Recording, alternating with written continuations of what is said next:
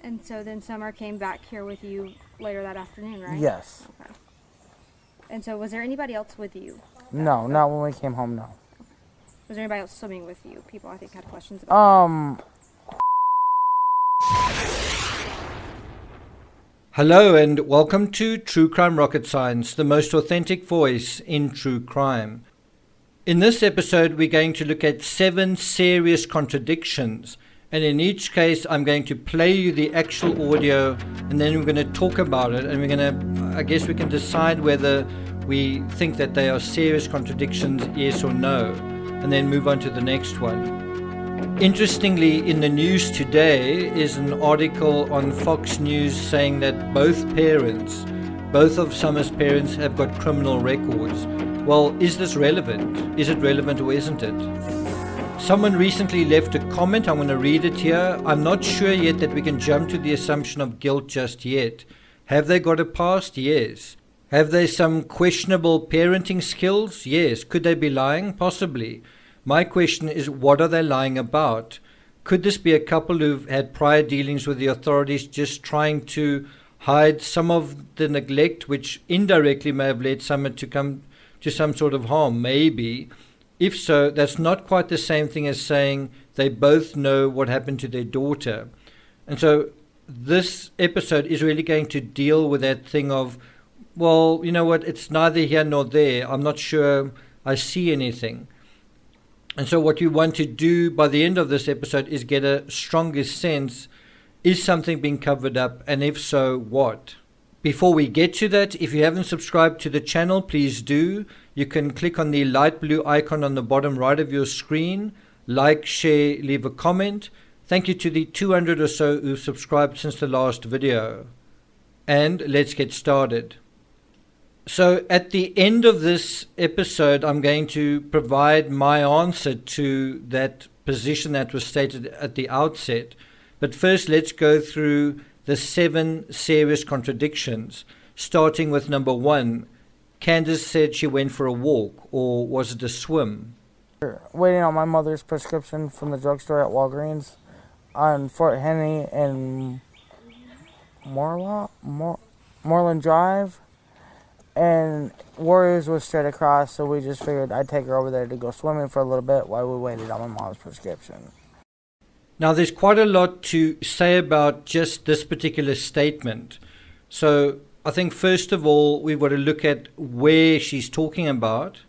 And the home of the Wells family on Ben Hill Road is around about halfway between Rogersville and Kingsport. And the Walgreens she's referring to, I've checked up on the address, and we'll deal with that in a separate episode, that specific area. The Walgreens pharmacy that she's talking about there is in Kingsport. That's in the opposite direction to Rogersville. I would say that Ben Hill Road is slightly closer to Kingsport than it is to Rogersville, and also that Kingsport is a larger town or city than Rogersville is.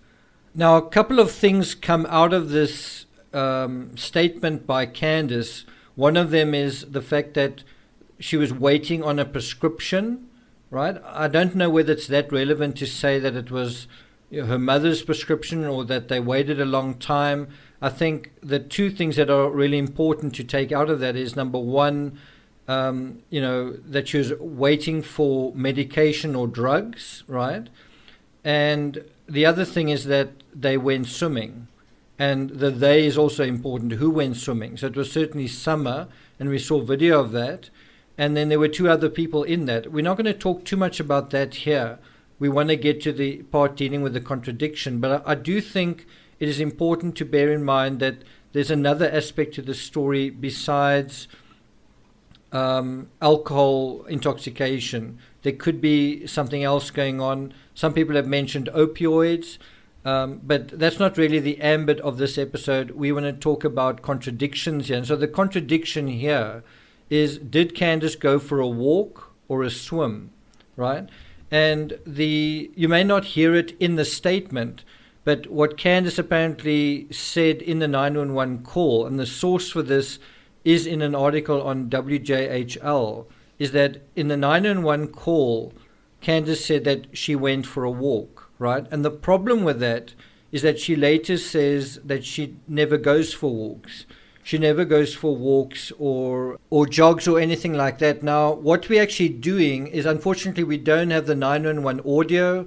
The media have apparently asked for that, and the authorities are not releasing it.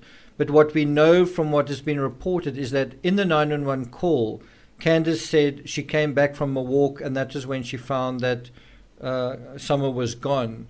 And then later on, she said, I never go for walks. And so this is a quote for WKRN News, and I'll put a link to this in the description. It's quite a good article dealing with what's known in the missing 5-year-old Rogersville girls case, right? And so the quote goes, it seems to be slightly written down. There seems to be a bit of a mistake, but it says, the parents have called in, advised that the mother had went for a walk, came home, and now they can't find her. They have been yelling for her. She has been gone for about 10 minutes now. Now, we're going to deal with the time aspect in a moment, but the point is here that it's on record here that the mother had went for a walk, and then when she came home, couldn't find Summer, right? Now, you might be wondering, why have I sort of made it about did she go for a walk or a swim? Well, the question is, did Summer go missing after Candus went for a walk? And I think the answer is no, because Candus didn't go for a walk. Did Candus go for a swim? And is that actually the circumstances around which something happened to Summer? Is that the problem? Is that the issue? I don't go on walks around here or runs because I'm scared of the bears and snakes and even the coyotes that are around here. That brings us to the second serious contradiction. Candus can't remember the time details, but she swam for 15 to 20 minutes. And Warriors was straight across, so we just figured I'd take her over there to go swimming for a little bit while we waited on my mom's prescription. We weren't even there but 20 minutes. Now, if you watch the video while you're listening to the audio, the moment she says the number 20, she looks straight into the camera. That's also the same thing she does when she says the word vanish. She says something like, how does a child vanish? And she's kind of posing the same problem. She's posing the problem back to the audience, almost as if to say, there is no answer to this. There's also something quite interesting in a separate section where both parents seem to be saying, what is the point in keeping up hope? In terms of her sister and of Summer, just saying, you give up hope. You give up hope, and it's almost a sense of resignation about it. I've been using that word quite a lot to say they seem to resign to what has happened. Now, again, if you watch that clip where she says, we were only gone 20 minutes, she looks at the camera and then immediately after that looks down. Now, often looking down is remembering something from one's past, remembering where someone was. It's anchoring what you're thinking in reality. And I said, okay, well, I got to go pick up Mom from the hospital, and then we got to go do Walgreens, and then I'll take you home. Well, we had to wait for Mom's prescription at Walgreens, so we just went up to Warriors. There was all kinds of trash everywhere at Warriors when we showed up, and I let Summer out to play, and we just stood there for about 15-20 minutes, and then we all got back in the truck and went and got Mom's prescription, and I took him home. So there's quite a lot going on there, but the bottom line is that she's basically saying, she first says we were there, we were gone 20 minutes, then it becomes 15 to 20 minutes, right? So it's quite a short period of time, but also quite a precise period of time. She's been quite precise about how long it was, and then she even makes it even less, to 15 minutes, right? She also seems to sort of undermine the trip to the lake or the swimming hole, just saying there's trash everywhere. You certainly don't see any trash in the video that she took. She also mentioned something about fetching her mother from the hospital. So apparently her mother was part of the trip, certainly from what she seems to be saying here, and that her mother wasn't at home, but her mother was in hospital, and then they were going to collect her. And then one gets the impression, I think I read somewhere that her mother, Candus's mother, has something is wrong with her knee, and as a result of that she was getting treatment. But the contradiction I want you to pay attention to is the difference between the specific time mentioned, and then later on when the reporter quite astutely asked her the question, how long after you got back from the swimming did Summer disappear, or did you call 911, right? Bear in mind, they called 911 relatively late in the afternoon, around about 6 o'clock, so quite late. And so the reporter's asking about time. And then we came home. About how many hours was that before she was reported missing? I really can't tell you all the time details because time gets away from you when you're trying to enjoy yourself. So that's, to me, one of the biggest contradictions here. And once again, when the time is brought up, you actually see Candus looking at the camera directly a couple of times. And I think that is quite important. So the other thing that I think is a bit of a leak, something that slips out, is where she says, time passes, that there's a saying, time flies when you're having fun. And she's saying something that's a version of that, just saying, when you're enjoying yourself, you don't sort of pay attention to time. I think that is true. I think Candus was enjoying herself. I think the more specific question is, with whom, what was she doing, and where? But I do think that was going on. I do think she was enjoying herself, and she lost track of time. If she lost track of time, did she lose track of anything else or anyone else? That brings us to the third contradiction, where she's asked about coming home alone. Did you bring anyone home with you? Were you alone that day? And I think it was almost accidental, but the reporter kind of asked an open-ended question. Candus then says no, and then the reporter's got to walk her back and say, weren't you with another person? And that's the part that is bleeped out. In other words, it's definitely an area that Candus doesn't want to be talking about. So she says something like, she came home alone. Oh, by the way, she swam with a teenager who dislikes his grandma. Right? Let's listen to that part. And so was there anybody else with you? No, not when we came home, no. Was there anybody else swimming with you? People, I think, had questions about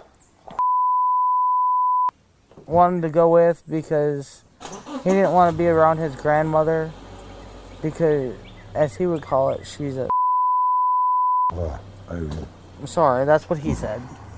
Now, there's quite a lot of emotion just during this little admission. No, she was with this person, and you've heard these expletives as well, which also almost bombard your thinking. It's sort of like, oh, wow, she said that. And it's almost a distraction from the fact of who she was with and why she was with this person and what they were doing, right? So to me there, the contradiction isn't so much in the statement, but in the sort of trying to make this case that she was alone, right? She came home alone. Now, I don't know if that's true. Did she come home alone? Didn't she come home with her mother, who she picked up from the hospital? Now, the fourth contradiction is more by inference than the words contradicting themselves so much. It is this repeated claim that Summer was an outdoor person. In fact, that's actually something that Donald actually said. But Candus sort of reinforced it, that, she played outside, she liked to be outside, but that is something that Donald sort of really goes a long way to reinforce is that she was an outdoor person. She's going to find it very frustrating if she's kind of trapped indoors, right? And the problem with this statement is that it is later contradicted by two things. The one is the other statement saying that she, for whatever reason, she went indoors in their version of events to go and play in the basement. But I thought she was an outdoor person. To go and play alone in the basement in the middle of the day. The other thing is we've heard a story that Summer was sleeping in the car. Apparently, Macbeth's mother, I think, said something along the lines that when they came back from the swim, Summer was sleeping in the car. Now, once again, I thought she was an outdoor person. Everyone else is running around. She's sleeping in the car. What's going on with that? Now, I don't want to go into too much detail. We want to deal more with the contradictory statements, but I think that is quite an important possibility that is going on there.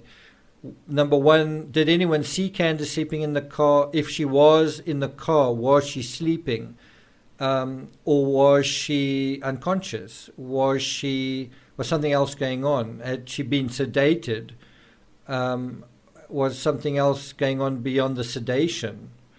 Was she breathing? So I think all of those are quite important questions. The biggest fear is, her being tormented or locked in a dungeon or basement or something, because she loved to be outside all the time. That was her, unfortunately, her downfall. 'Cause a lot of times the boys would be inside and we'd be like, "Where's Summer? Why'd you leave her out there alone?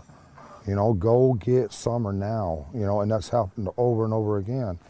And we'd come out and she would always be close by, but we was always coming up. She had to be outside. She was an outdoor person. She loved to be outside. Yep. And I'm so afraid that she's locked away. She's such a loving heart and everything. And so there's quite a lot of what one might call verbal diarrhea, or just a lot of excessive information here. But one of the things that he says is a very important statement, which is, why did you leave Summer alone? And I think that did happen on June the 15th. The question is where.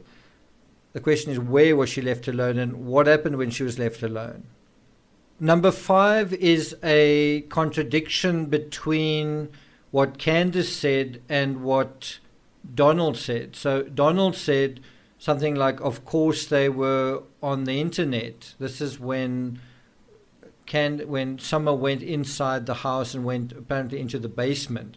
The boys were sort of busy on the internet. Whereas Candus said they were watching TV. So let's listen to those clips. Let's juxtapose them one beside the other. And she wanted to go back over and see her brothers. And I said, okay. And I walked her all the way over to the porch. And I watched her walk into the kitchen where the boys were watching TV. And I told the boys, I said, watch Summer. I'll be back.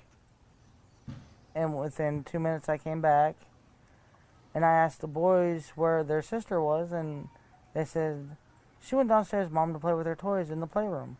So if you just focused on that statement, the whole story is that Summer wanted to go into the house to play with her brothers, and then when Candus returns to the house, Summer's not playing with her brothers, she's playing with herself in the basement. That's a contradiction in itself. To go into the house, so my wife watched her go into the door, and she went into the house, and the boys were on the internet, of course, and she wanted to go downstairs and play with her toys. Now, something that was brought up in the behavior panel analysis of some of the statements, I think it's more an analysis of the body language, was how the little boy standing beside his father during the interview sort of hunched over at one point where he seemed to possibly disagree with what his father was saying. Now, it certainly wasn't when he said the boys were on the internet, but they did seem to hunch over when he said something along the lines that Summer would never walk away, that she would never leave the property. And there just seemed to be some kind of reaction from them when he said that. Now, I have to say, when I watched the behavior panel's analysis yesterday of Candus and Don's body language, and they seem to be mostly judging them to be honest, I scoffed.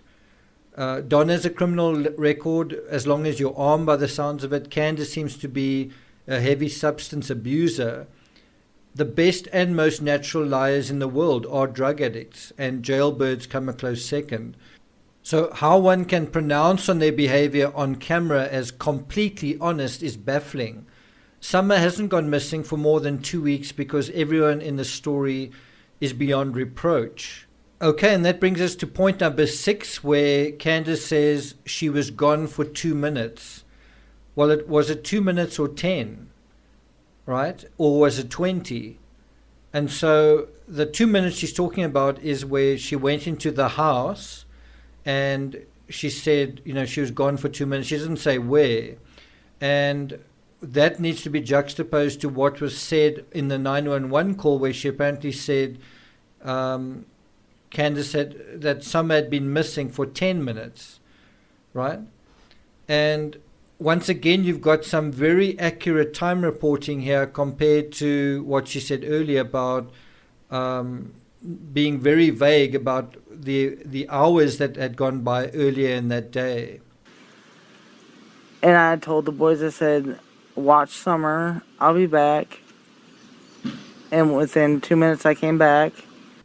And that brings us to the 7th and final statement. And this is not so much a contradiction, it's just something that to me tends to be a red flag, a serious red flag. And it is the admission that just before something happens to Summer, or at around about the time that something happens to Summer, there's washing of hands, right? And so let me play that clip. And my mother and her were planting flowers. And we went in after we got done washing our hands, and she got a piece of candy from Grandma. And so how I understand this, it is that the story is that the grandmother, the mother, and Summer were planting flowers, and then the next thing they were washing their hands. And it's not explicit. It's not made explicitly clear here, but one assumes that they washed their hands outside. Okay, I want to be quite clear on that point.